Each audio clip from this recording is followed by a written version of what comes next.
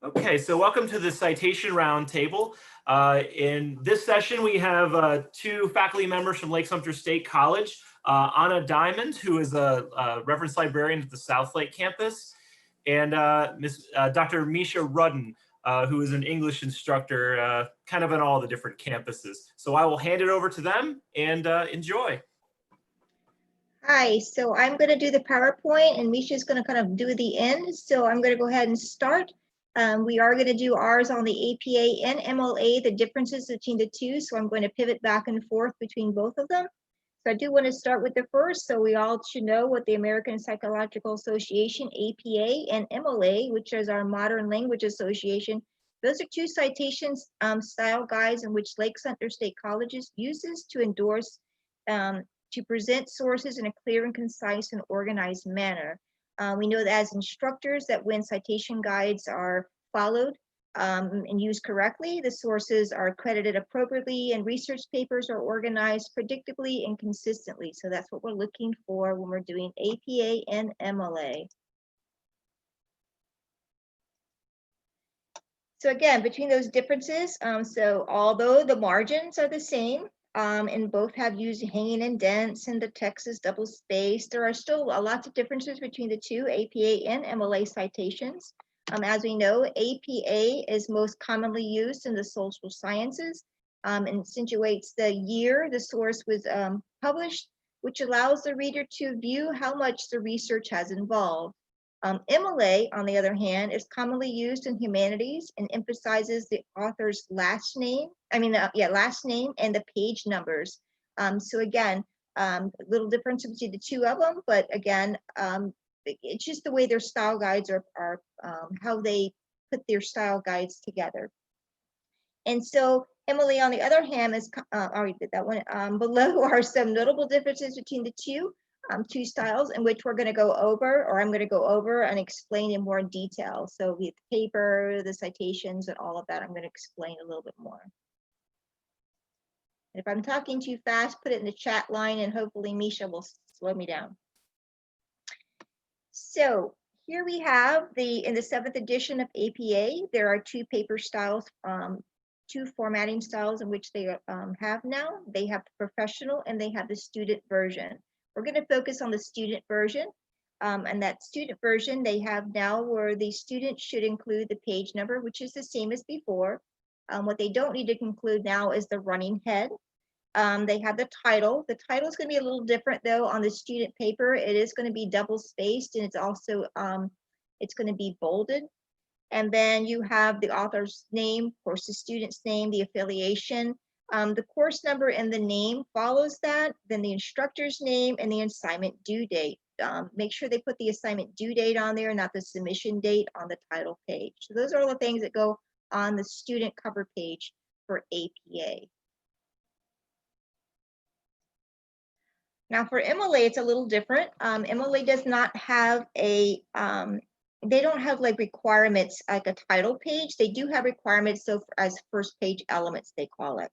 So although the author's last name and page number is going to be over in the corner, as you can see, the first page, which didn't, you know, that's kind of standard. You put the author's last name and the page number, and of course in APA, you're just putting the page number. That goes in the upper left-hand corner. And then and then you're going to also put all of the other elements. You'll put their name, your instructor's name, the course, and the date goes on the right-hand side. So it is I did check because I did find some discrepancies between the two actually on their site itself, on the MLA site. I emailed them, and they did state that the month and the date of the student paper can be either spelled out abbreviated. So we've seen it both ways, but according to them, they state on their MLA style center guide that you can abbreviate the date or put the date, spell out the month only on this particular paper. So it's different throughout the rest, but here on the first page elements, they said you can go either way. So moving on to the in-text citations, which we know is very important. A typical in-text citation is composed of the first entry of the source page and should direct the reader to the entry listed in the source page, or as possible to a passage within the source. There are two options for inserting an in-text citation. In APA, a narrative citation refers to adding the author's last name in the narrative, followed by the year in parentheses and a page number if needed to direct the reader to a passage. And as you can see over here on the narrative side for APA. In the parenthetical citation, add the author's last name and the year at the end of the sentence in parentheses followed by a period. So as you can see, again, it's a little bit different than it is for MLA. In MLA, the narrative citation, which is called their signal phrase, you're going to add the author's last name within the passage and insert the page number where the work was located in parentheses. And as you can see that, it's there. Now, if there isn't a page number, of course, you would not add that. But if there is, you're going to add a page number. And then in the one below it, you're going to put the author's last name in parentheses with the page number, but you're not going to add a comma in between like you could see. So you can actually physically see the difference between the two, what they look like. And there is a little bit, just a few little things that they're changed, but again, there is some differences between the two. So there are some different things with the font selection too. So for APA, they now have changed it where you can choose from 6 different font styles. APA recommends these font styles because they are legible and widely available and because they include special characters such as math symbols and Greek letters. Although 12-point times Roman 12, or 12-point times New Roman, I'll get that out in a minute, is preferred by most instructors. The 8th edition, they prefer for MLA the 8th edition. That's kind of what's more preferred with our instructors here, especially for LSSC. But again, there isn't basically MLA doesn't have anything that it has to be readable, has to be a regular type, but they don't have any. It has to be clearly the italics, but they don't have one specific like they do in APA. So I guess whatever is clear, whatever your instructors. But the 12-point Times New Roman seems to be what's preferred most by our instructors.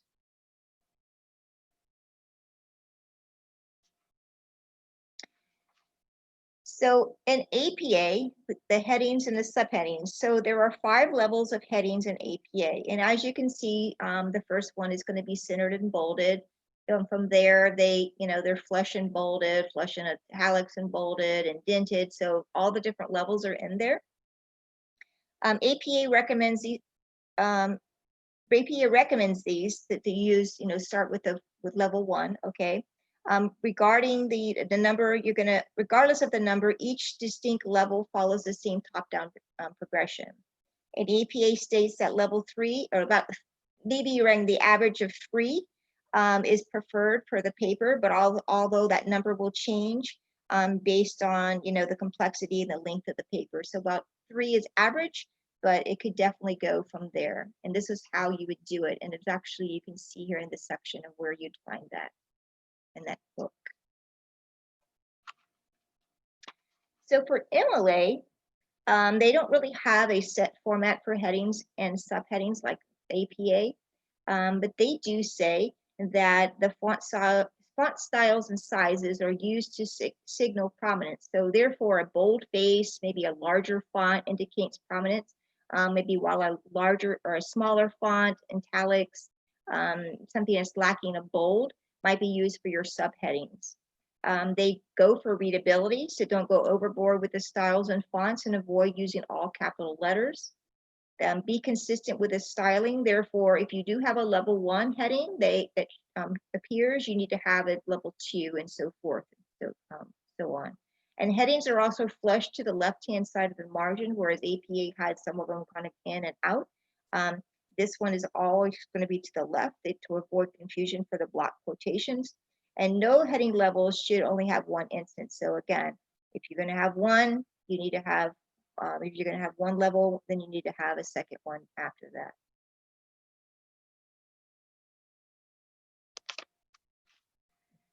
So the authors are a little bit different from both styles, and APA just made it really difficult with their adding of the 20 or more.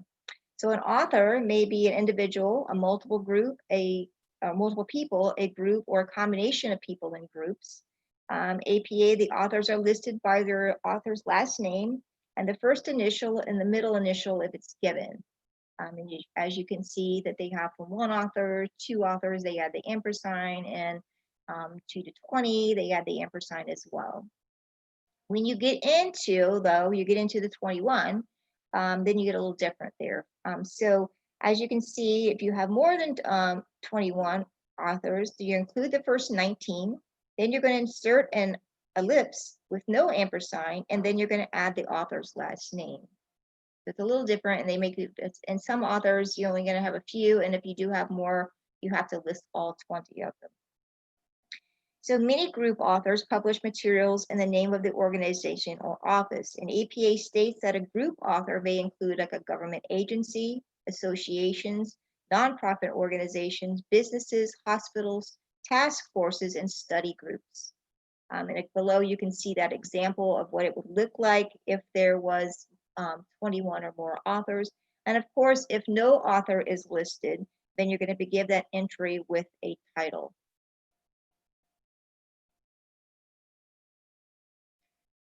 So for MLA, they, again, if you don't have the author, they, same as like APA, you're going to use the title as the work as the author.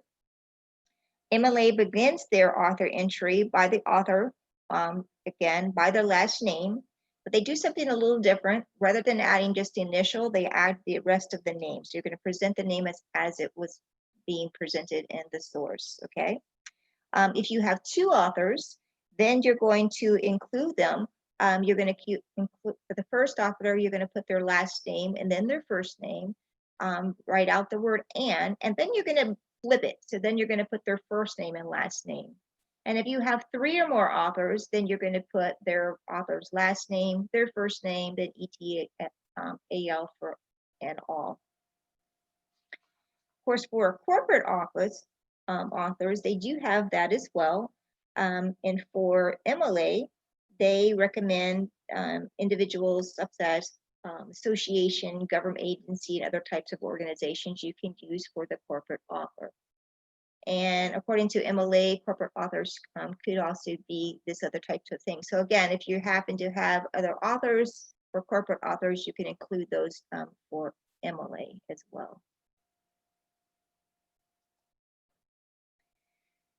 So they do have for other types, and you can see the differences with two and how they've done the, both of them, but most sources will include an author, yet other people may have played a role in publishing or producing the work, such as an editor, a translator, a writer, a creator, a producer, or a director. It could be either other people. I'm just listing a few. I mean, as you can see from the examples, both MLA and APA follow their own element guidelines when adding other authors that may have had a primary role and created the work. So you can see that APA puts theirs in parentheses and they abbreviate, and then MLA, they don't put theirs in parentheses and they spell it out. So you can see the little differences between the two, what they will look like. And of course, if you have, you can have one person maybe has multiple roles as well, you can add that too. So the dates are something a little bit different as well. So in APA, you're going to use the exact date as shown and don't abbreviate the months, okay? If the date is not given, you're going to use the n.d. for the placement of the date, okay? For books, you're going to use the copyright date, even if it is different from the release date. For journals, you're going to use the year of the volume, even if it is different from the copyright year. For websites and web pages, ensure that the copyright or the last updated date applies to the content. Otherwise, you're going to use the n.d. For MLA, for dates on their works cited page, because they call it a little differently, you're going to use the day, month, year style and abbreviate the months that are longer than 4 letters. If times are available, include them in either a 12-hour or military clock hour. For the publication date, cite the date that is most relevant to your use of the source if more than one is given. For example, if your source is found in both print and online, use the date in which you located the source and ignore the other date. In the body of the paper, do not abbreviate the dates. Either use the day, month, year, or the month, day, year style. It's a little different. They want some of them they spell out, some of them want abbreviated. But as you can see from the two comparison, it's kind of neat to be watching comparison from one to the other. You can see the dates are just a little different. Now we have those DOIs, or the digital object identifiers, and the URLs. In APA, you're going to present both the DOIs and the URLs as hyperlinks, beginning with the http:// or the https://. APA also states to use the DOI when it's available, regardless of whether you use it a print or electronic version of the source. If a DOI or a URL are both available, only going to use the DOI. And if the online work has a URL but no DOI, then include the URL in the reference list. For MLA, you're going to add the URL if the DOI is not available, kind of the same as APA. Although for MLA, you're going to take out omit the http:// or the https://. Also, if a shortened URL service is used, MLA states to omit the URL since the URL might stop working if the service is discontinued. And just like in APA, cite a DOI rather than a URL if both are given, but of course for MLA, you're going to omit the http:// at the end. So you do have that retrieve from or access from, and it's going to be a little bit different from both, okay? In APA, the retrieve from is no longer needed, although there is an exception now, okay? So the exception is that as most online sources can be updated, some are designed to change. Therefore, provide a retrieval date if the source is from an unarchived source that is likely to change. Basically, it's not a stable source. And here are some examples, maybe a dictionary entry, a Twitter page, a Facebook page, or a Google Maps, things like that. Things that are made that are kind of unstable, you're going to add that retrieval date. For MLA also states that adding the access date is not required if you cite from a reliable and stable source. Although most instructors and institutions like to have that included, and I know that at LSSC, we actually would like them to include that, but according to MLA, it's not actually required. And include the access date for a source that lacks a publication date or is unstable and likely to change.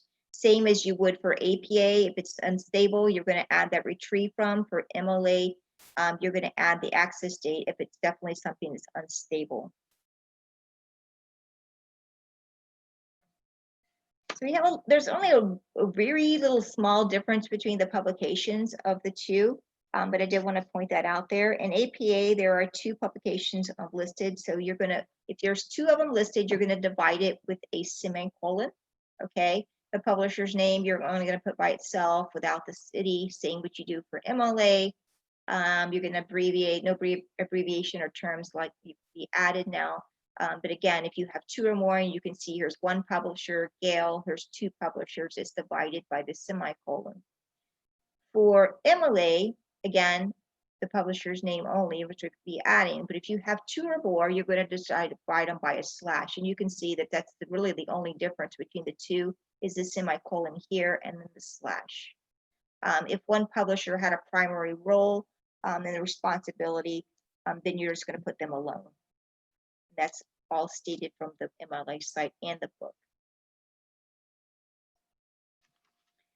So for the databases, we have a little bit different too, as far as MLA and APA. So the purpose of the reference list entry is to provide readers in detail as to where to locate the works for themselves. Therefore, since most academic databases require a login for access, APA now states that it's not necessary to add the URL from a database because it's not accessible to all. In MLA, on the other hand, though, the name of the database would be added as a second container. So although most LSSC instructors prefer students to insert the name of the database used as a second container rather than the umbrella. So say like you want them to put it as the umbrella of EBSCOhost.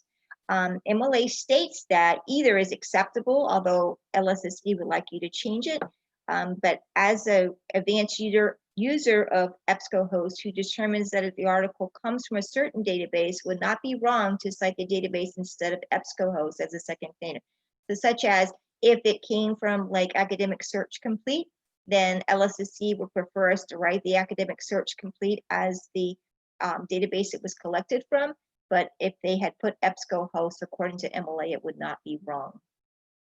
And if the database article does not provide a DOI, especially for APA, do not include the permalink or the URL. So make sure that, again, if it's not something in which that's accessible to all, APA is stating not to include that for a database. And we do have the our source page here, and as you can see, there's a differences between the reference page for an APA and the works cited page for MLA. So again, as you can see that difference. So in APA, the source page is obviously referred to references. MLA, they refer their source page as the works cited. And although both begin on a separate page using hanging indents and double space and in alphabetical order, you can see that there are definitely some differences here. And these are the sources in which were used to create this PowerPoint.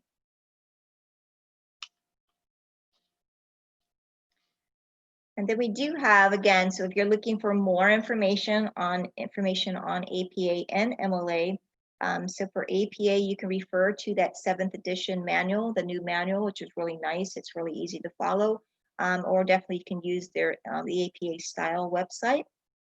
For more information for the for MLA until they change that edition, which should be coming out here soon. But for right now, you can use the MLA handbook, or you can use their Style Center guide as well.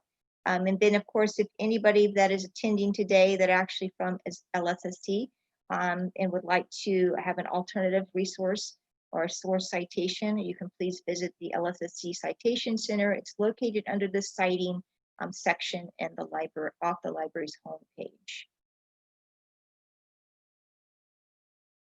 Well, I do have some teaching aids here and guides, and I'm not sure if we have time, Misha, to go into these, but I definitely want to make sure that we've added these in here or shown you these. Most of them have come from either APA or MLA directly from their sites, their websites, but we did find a really neat, it's from the University of North Carolina. It's a citation relay that you could use to, and modify if you needed to see how they teach citations. And JSTOR actually has a really good source on there as well on how to do like research basics and things like that. So I don't know what we're doing, how we're doing on our time, Misha. You're doing outstanding. So let me get out of this. Let me stop. Hi. So I'm going to actually go in and I've sent you guys a copy of what I'm about to go over, which is the cheat sheet that Anna has generated and created on how to do the most basic and the APA for MLA for both the source citations as well as the in-text citations. I do want to give kudos here to Anna because she is the one who did put all of this stuff together for you guys. I'm kind of riding her coattails, so please, the information that you're given, please thank Anna for that. I also sent a copy of the PDF version of the slides so that you can easily get to the links that that Anna had found, especially the one that goes to our library guide for LSSC to help you with citations, and the UNC relay that she mentioned, which is a really cute thing to do in class. But part of what we're here to do today is actually to ask all of you what works. So this is what Anna has come up with, and that has basically, we're trying to help students as well as instructors to better understand why APA and MLA kind of does what it does. Why are they looking for the particular information? And as you can see in the very first one, an APA journal, an article from a journal from a database is pretty standard for our students as well as instructors to do. And it's color coded because of what we need to know: the who, the when, the what, the where, the what, and the how, kind of like any article that you'd read in a newspaper. And then the in-text citation that would actually match with it, we've created the narrative citation. Some people call it the signal phrase. It has a couple of names.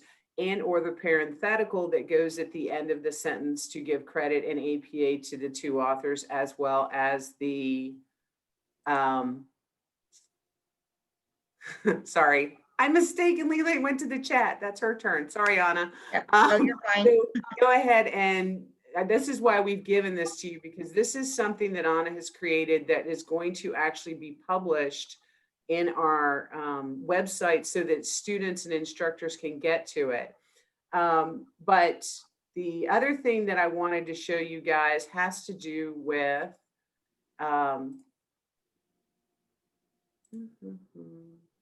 what Anna had gone over. So for instance, this is our website, and you would go to citing, and it actually shows all the things for you. Of course, there was the link that took you to MLA, which as an English instructor, this is kind of the one that I fall to, as well as the citation relay, which is a really cute idea to have. And for instance, this one has you put students in groups, you give each of them an article, a book, some source that they have to, as a team, put together as a relay. And it does a great job of walking you through how you could do this in person. Because we're currently in the Zoom world, this is a little bit more interesting in breakout rooms, but it can be done. Just so you know, you can actually convert this to a fully online idea, even if you have an online class. It's a great way to make students start kind of putting it together to practice. But before we were doing this, Anna and I sat down and we kind of wanted to know, which is why we came up with a roundtable, is we know what we do, but you guys are all over the world. We have Canada's here right now. We have people all over the state of Florida. And we have a question that we have come up with every semester. What do you do when the student walks in, hands you the paper, has a complete works cited, but the entire paper has no in-text citations because the student has come to some rationale that he or she is the subject matter expert because they read all the sources and just remember the stuff? What do you do? So what tips and tricks do you guys do to help students understand the necessity to not plagiarize? But most importantly, how do you get them on board with doing in-text citations? Oh, thank you, Janet. Well, we try not to laugh at them when they do it. We just laugh with each other. But come on, you guys are experts at this. So what ideas do you have to fix this? How can you actually get students on board with following all the information that we've gotten? Yes, Danielle, it happens to everybody. And it wouldn't be so bad if it weren't every semester somebody does this.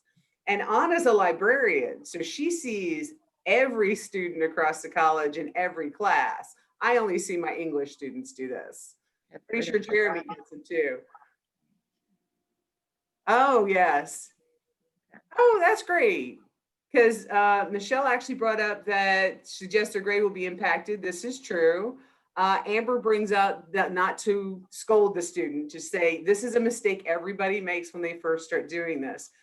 But I guess what I'm trying to get at is, so how'd you fix it? The consequences of plagiarism, right? That's from Canada. Anybody have any like tricks or tips or anything that you might be able to share with the rest of us that you got 'em we to might be able fix to, like a takeaway that we might be able to use ourselves in our own, or we can modify it for our own needs? Anything that you use? Well, one thing I kind of refer to is, even the name of it. If it's called works cited, that means that these are works you cited, right? And that's kind of that you can't really have this without that. That the references don't exist without those. It sometimes helps just to conceptualize why we're doing in-text citations. This is true. In my syllabus, I actually kind of follow what Jeremy's saying, and it reads that for a source to be used, it must have a matching signal phrase or citation in the body. from the source you stole it from. Oh, that's true. You have to have the sources matched. So you have to have both the source citation as well as the one inside the actual body. Oh, okay. So I think it's Danielle brought up the importance of being able to trace the information back to the source along the lines of what Jeremy was saying. We have to make a connection between the two. Discuss the checks and balances. Very good. I like that. That goes along with Jeremy. He's into politics. So I guess that's the biggest thing that we're all bringing to this is the showing the student not only why it exists, that there must be a match between the two. So I guess there needs to be kind of maybe create a matching game. So you sit there and you create the body of an essay, and then you have the works cited or the references, and you kind of sit there and go, which one of these belongs to the other? For those of you who remember, Sesame Street was a beautiful thing. I wish more students would still watch it. You can learn a lot from Big Bird. I know I did. So yeah, consistently repeating the importance. You want to give the option to read the original article. Yes, as English professors, that's our thing. Tell me the page. I want to touch the page and read it. Wow.